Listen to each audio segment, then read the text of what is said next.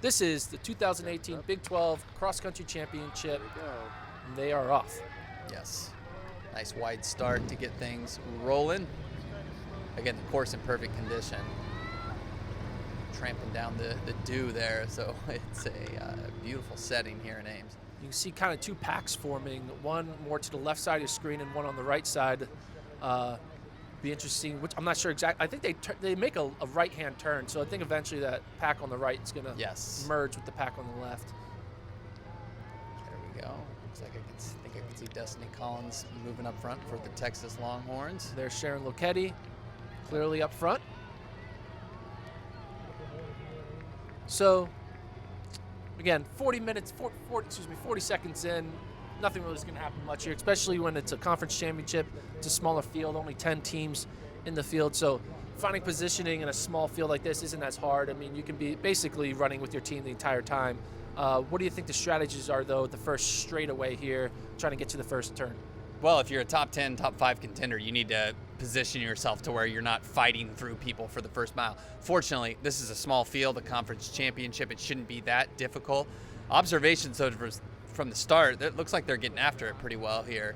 So the field, it's still pretty bunched up at this point, but some aggressive starts. Looks like there's a Texas athlete maybe up front. Like I said, I didn't expect Loketti to just go for broke at the beginning. I think she's going to hang around here and make this as easy as possible on herself. She is there up in the top 2, though, so she's up there. But this is I kind of thought they were just going for it at the beginning. It looks like a little bit calmer as you see that big pack there. But there is a group of about 10 ladies maybe starting to separate from the rest of the field. So now that they're within cart cam view, you can see Sharon Loketti there on the right side. And they're coming down this, they made that first right turn. And basically, it's basically like a giant grass track in a way. They just do loop after loop after loop on this 6K course. Very flat for the most part. You can see Oklahoma State there. I think that's not Molly Bourne. That's Sinclair Johnson up front there with the rest of the field. Yeah, it looks like we have an Oklahoma athlete up there as well, kind of setting the tempo.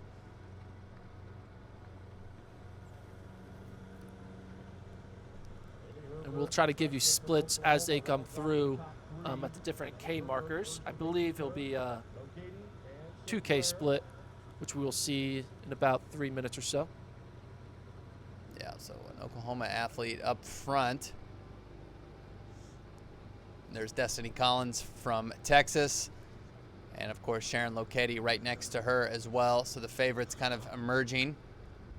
Try to get a read on who that Oklahoma athlete is momentarily. Yeah, it looks like she's hip. Ends in maybe 41. Yeah, so that's Haley Herberg, the freshman. So she's one of those freshmen we talked about. Has a chance to crack into the top 10. As you see there they crossed one of the timing mats about, I believe that was the 1K marker. Right. Makes sense, just a little bit over 3 minutes. Man, a bold strategy for a freshman against this field. Wow. Yeah, Haley Herberg, we'll bring up her credentials. Bring up her mile split profile, of course. Coming in as a California prep, going to Norman, Oklahoma. Not a usual path that you see there. Not too bad high school PRs. I mean, she ran a 10:09 3200, 4:49 mile. But yeah, 10:09 3200s ain't too bad for Haley Herberg, who went on to finish first at the California Southern Section Finals. She was 17th at Nike Cross Nationals. Yeah, look at this lead. She won the cross country CIF title as well. So definitely a well-renowned prep here, and not afraid to mix it up with the older women early on. I'm curious if she thought she would find herself in the lead. Again, we're ahead of the mile at this point, but having the lead at this point is mighty impressive for the freshman. And we already have some team splits here. Unofficially, of course, coming through at the 1K mark. It's Iowa State with 38 points, Texas with 58, Kansas with 81, and Oklahoma State with 96. So one team that we thought about, West Virginia, is kind of off right now. They're at 187. But again, it's early. A lot of these 1K, 2K, 3K splits team scores are kind of misleading once you get to once the field actually spreads out. So that's Destiny Collins there, right there with Sharon Loketti. But Herberg just going for it. The freshman, not afraid of the spotlight. So her 2 races through her Oklahoma career thus far, she finished 5th at the Arturo Barrios meet, which had several ladies in this race that beat her, including Sinclair Johnson of Oklahoma State, as well as Destiny Collins, who's in that chase pack. So she's faced some of these athletes here, been beaten by them, but not afraid thus far. She also finished top 20 at Joe Piani at Notre Dame. But this is a bold move from the freshman. I'll be curious. I certainly don't think she's going to win this meet, again, with Loketti and some of the other accomplished ladies behind her. But the strategy here is surprising. But, I mean, she's some good pedigree. I mean, she's cross-country title champion, 17th at NXN, and she California State champ, 17th at NXN. She's run 2 good cross-country races. I mean, top 20 at Notre Dame is nothing to it's pretty good. Yes. And, I mean, top 5 at Arturo Barrios at Texas A&M is also good as well. So, I think she's going to be able to hold on, at least finish in this top group, you know. We'll see. Yeah, that's obviously we will take a look there. You can see how much that top group has separated from a chase pack. That is kind of the wheat from the chaff at that point for the Big 12 women. Not an incredibly super deep conference as far as the top elite level, and that you can see the 7 or so that have separated. That forms your top runners in the conference, ladies who all have a fair shot to be top 50, top 100 at the national meet. Yeah, there are 8 women in that front group.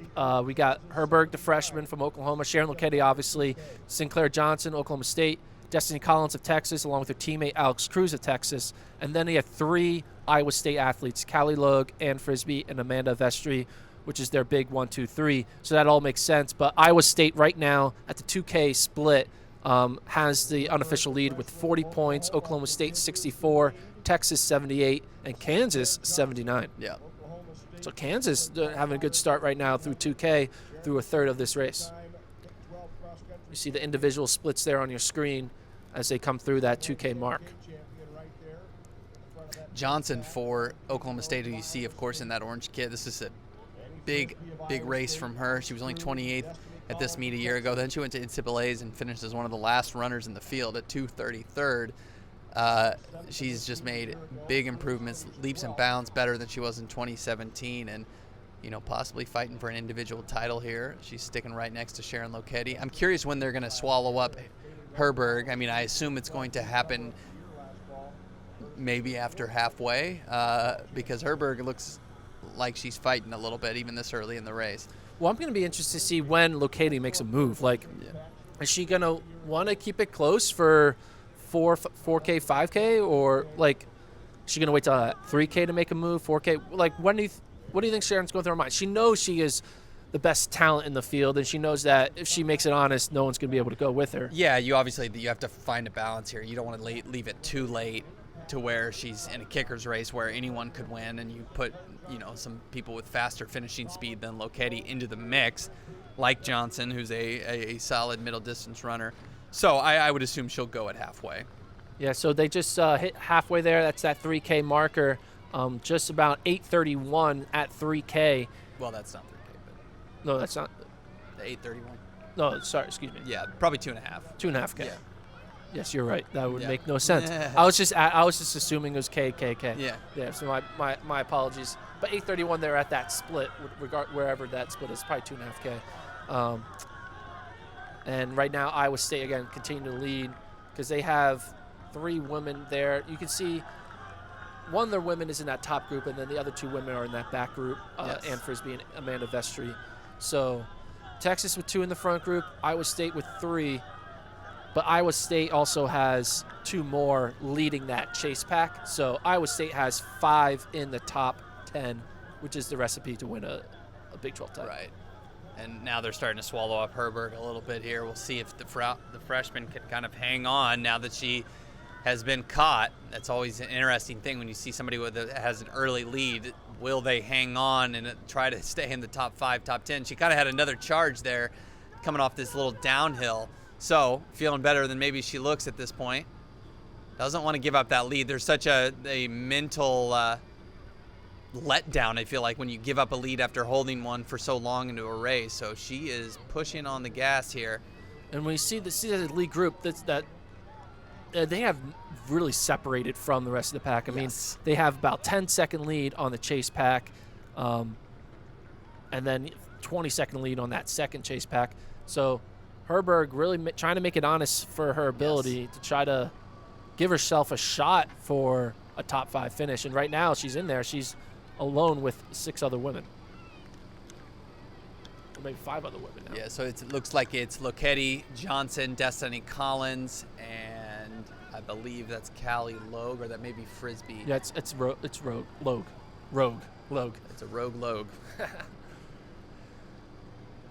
But yeah, 10 minutes through the race.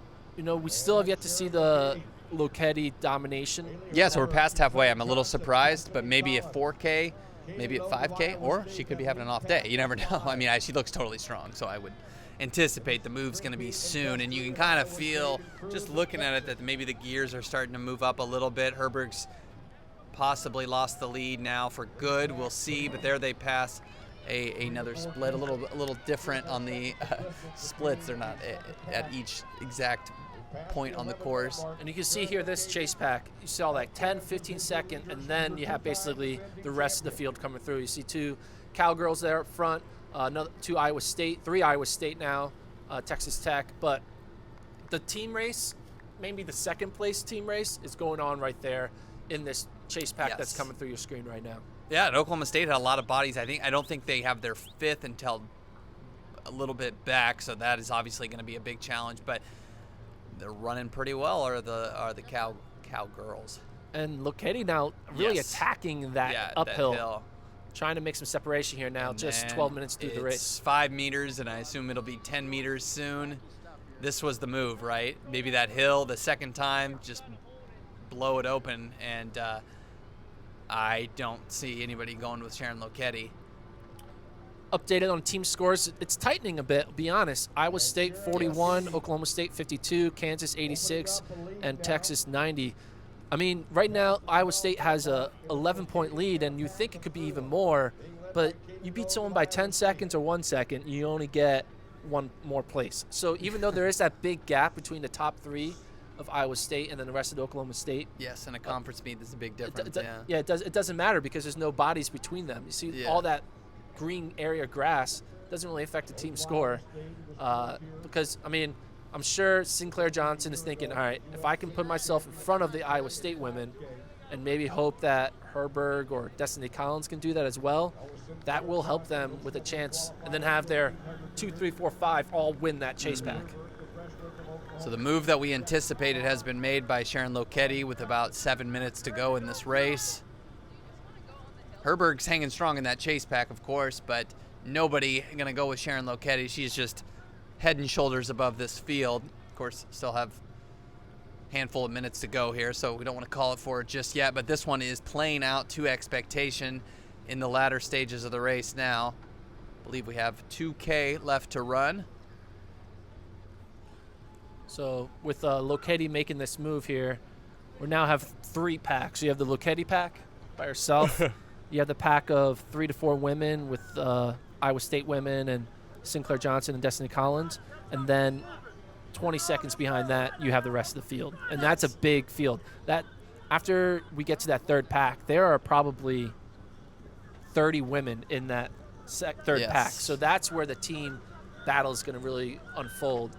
Right now, like we said, it was 41 Iowa State, Oklahoma State 52, Kansas 86, Texas 90. So it's pretty close. You see, this is where they are right now on that course. Wow, that gap is just growing by the step. And Loketti's like, I had enough of this. Yes. Enough messing around. Yeah, and she didn't want. She takes a peek around her shoulder. Like I said, she couldn't wait too long here. So breaks it open a little past halfway, and gets a little boost off of that tempo run warm up that she had, and now she's really flying. You can see in your lower left side of your screen, that's where they are on the course right now. So they basically did the same loop 2 times, and then on the 3rd time around, they do a little V-shaped outer. Yeah, there you go. A little extra little loop there. Yes. Just add some extra distance to the course. So now they're going to make they're going to retrace this path one more time, and then when they come around, they'll just run right down the middle of that box to the finish line. So you can see Loketti. Yeah, and I'd say the gap is deceiving. It's much bigger than it even looks on our screen there. Coming off a side hill. She'll get a little downhill boost here. Good camera work today in order to handle that side hill downturn. Try to keep her in frame. Yes. Very impressive. You see Oklahoma State women there in that back half. Again, that's where that team battle is going on as they're going up that hill into that wooded area. Loketti seems to have the title on lock individually. The question is, where will the 2, 3, 4, 5 runners from both Iowa State and Oklahoma State finish? It's closer than I anticipated. Looks like Iowa State holding about a 10 to 11 point lead at this point, but I thought it would have separated a lot more. Possibly Oklahoma State's a little better than we anticipated and running a nice race. Johnson's still up in that top 3. Obviously, we have the blowout happening here with Loketti, so it's a little bit tough to tell where all the team points are being sorted out. But they passed 3 miles now, and it looks like Logue has settled into the second spot there. Yeah, I believe Logue has moved up into second. Again, those splits right now on your screen, 11 minutes, that's about, Yeah, those 4K? Yeah. No. Somewhere in between, maybe about 2 miles there. 2 miles. But they've passed 3 miles at this point, so we are getting into the last kilometer with Loketti in advance there. They passed 5K.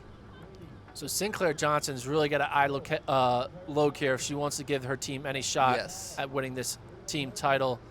She's in reach, but she's really going to have to close here hard as they're now coming down to the home stretch. Yeah, we got about a half mile to go now, 17 minutes.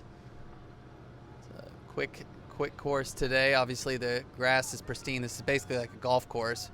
And big, wide open turns and some downhill, so it's going to have some quick times today. Lincoln, dare I say it, Loketti hasn't really opened too much on Logue right now. Well, Logue's making a charge here. Another angle will give us a little bit of a better view here. I think it's maybe a bit deceiving, but we do not want to call it just yet for Sharon Loketti. This is unfolding very quickly. And this could be big because obviously we know Loketti has been pushing this alone for the whole time, but not somebody known for her tremendous kick.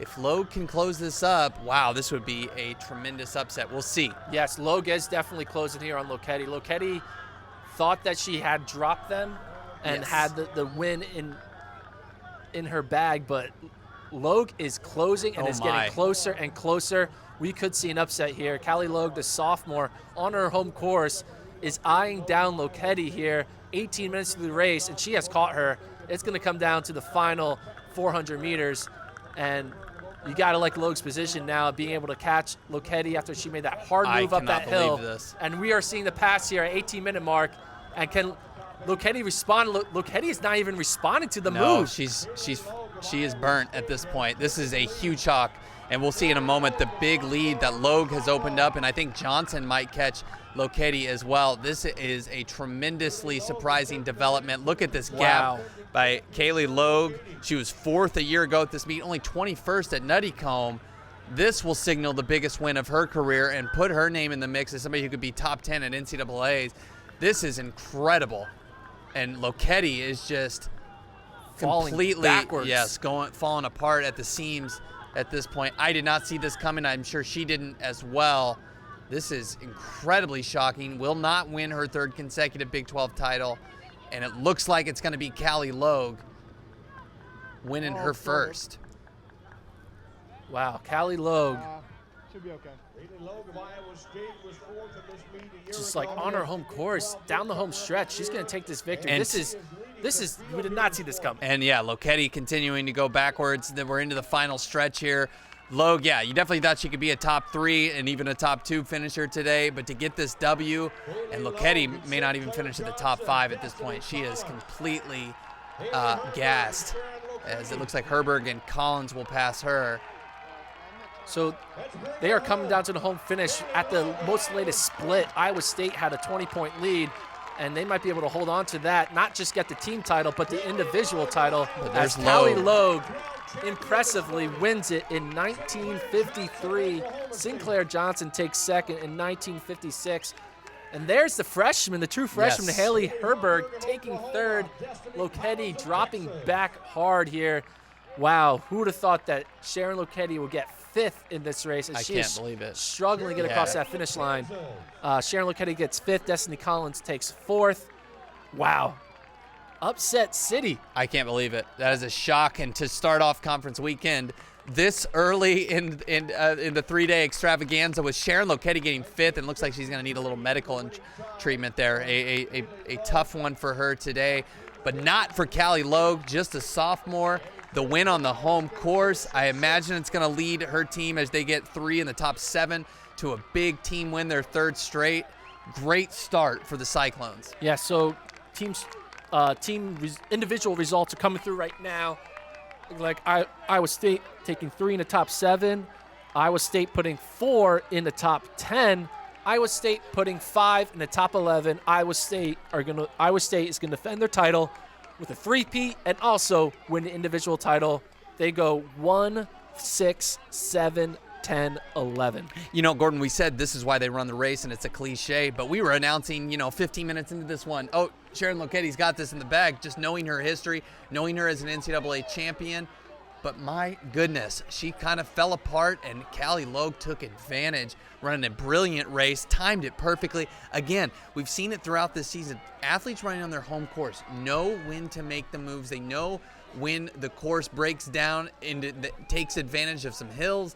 It worked out perfectly for Logue. A big, big win for her team. And again, I have to imagine it's going to be a team title, their 3rd straight for Iowa State. Looks like they have 4 in the top 11. No, maybe 5. Yeah. 5 in the top 11. They won the team title for Yeah. sure. Oklahoma State is looking like the team that might have taken second. We'll get the full official team scores momentarily as we wait for the entire field to come through. And then once the entire field comes through, we'll also get a winner, not just with Callie Logue, but most likely with the entire Oklahoma State Cyclones. Do you think that'll hold over throughout? Iowa State Cyclones. State. I apologize. Do you think that'll hold throughout the weekend as the biggest upset of conference weekend? I mean, so far that's setting the bar pretty high there. I mean, she's just being an NCAA 10K champion. Yes, and did it in dramatic fashion in the last 800 meters to catch her. And I realized that Loketti had really struggled. You saw her at the end there being attended to by a medical official, so maybe some bigger problems than just having a tough last kilometer. But that did not see that coming. That would have been one of the race's individual battles that I would have said you can put that one. You can write it down already, maybe even put it in ink because Loketti is so favored. But she takes 5th, and Callie Logue is your new Big 12 championship winner. That was Loketti's first Big 12 loss since 2016 outdoor in the 5K. Yeah. So it's been a long time since Sharon Loketti has lost a Big 12 title. And Callie Logue, the sophomore, on her home course, impressing everyone. You got to think it's the home course magic as well. Yes, definitely. So we'll wait for official team scores to come through. But as soon as the entire field comes through, we'll have an interview with our team champions and individual champion in Callie Logue. So looking at, again, these are unofficial team scores. It looks like Oklahoma State most likely has secured a 2nd position. Kansas and West Virginia right now are in that 3-4 spot. What a run there for Callie Logue. I'm impressed. Oh, absolutely. And Iowa State, 35 points unofficially at this point. Oklahoma State ran a really good race as well. I'd say both teams ran above and beyond what was expected of them. For Oklahoma State to get that close to Iowa State after Iowa State put 5 in the top 11, that is incredible.